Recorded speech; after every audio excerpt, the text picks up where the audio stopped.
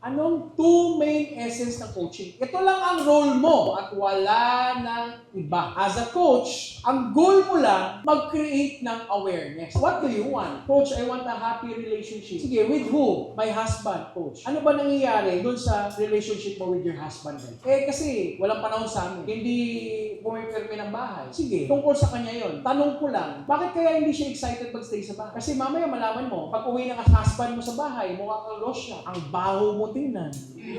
Gulo-gulo ka, gulo-gulo yung buhok. Pawis-pawis. Tapos pag sinabi ng husband, uy, pakisa mo, may hindi pa ako naligo. Sino may excited mo ng bahay? Yung katulong mo, laging bagong ligo.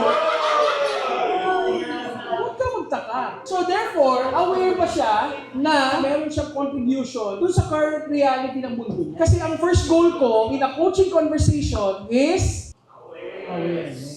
And then, the second essence of coaching is taking responsibility. Which means what? As a coach, i-highlight mo yung kamalayan at ngayon, okay, so ano pwede natin gawin? Babalikan ngayon ko, sige. Dahil alam mo na yan, may contribution ka, aware ka na, na-realize mo na ikaw pala yung contribution, anong gagawin mo ngayon? Anong ino-own up mo moving forward?